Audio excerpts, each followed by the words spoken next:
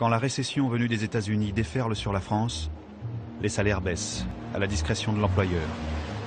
Il n'y a pas de salaire minimum garanti. Et pour ceux qu'on licencie par centaines de milliers, il n'y a pas de système d'indemnisation. Les chômeurs sont condamnés à marcher le ventre vide.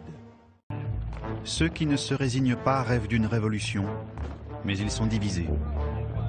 Il y a les communistes, bien sûr, encore peu nombreux. Il y a aussi les socialistes qui forment alors le grand parti d'opposition. Leur chef de file, Léon Blum, est un homme qui sait parler droit au cœur. Marxiste par conviction, Léon Blum est pour une transformation radicale de la société. Mais dans le respect de la démocratie, par le suffrage universel. La France d'alors a aussi son extrême droite. Les ligues pullulent. Elles s'agitent tout à la fois contre la peste rouge et contre une troisième république impuissante à sortir le pays de la crise. En février 1934, la France vit une 100e crise ministérielle. La crise de trop. Les ennemis de la République parlementaire voilà l'occasion de l'abattre. Fascistes, royalistes, mais aussi des communistes, veulent envahir la chambre des bouffons, ainsi qu'ils la surnomment. Sur le pont de la Concorde, les forces de l'ordre leur barrent le passage. Les affrontements, qui vont durer toute la nuit, sont les plus violents de l'histoire de la Troisième République. 527 balles de revolver tirées, 15 morts, des centaines de blessés.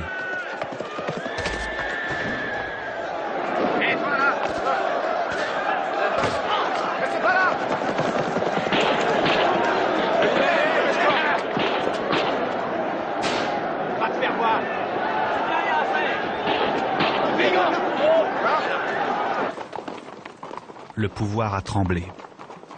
Dès le lendemain, il fait occuper Paris par l'armée.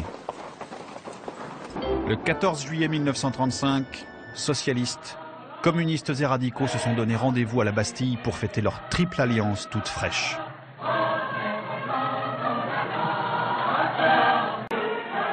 Léon Blum est là, avec ses alliés, le communiste Maurice Thorez et le chef de file radical socialiste Édouard Daladier. Mais rien n'est encore fait. Les élections législatives sont dans 9 mois. En attendant la victoire espérée, le Front populaire affirme ses engagements. Écarter le fascisme qui menace le pays, de l'intérieur et de l'extérieur.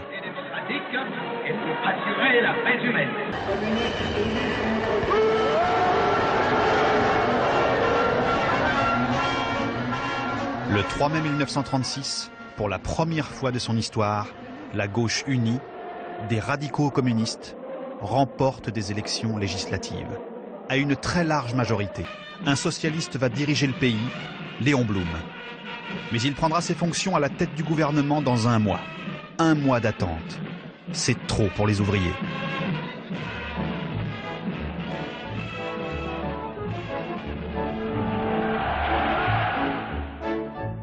Cette victoire, ils l'espèrent depuis trop longtemps.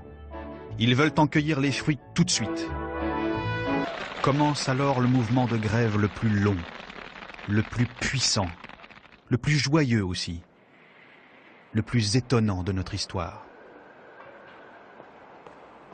Les grévistes savent que cette fois, le gouvernement ne va pas leur envoyer la troupe.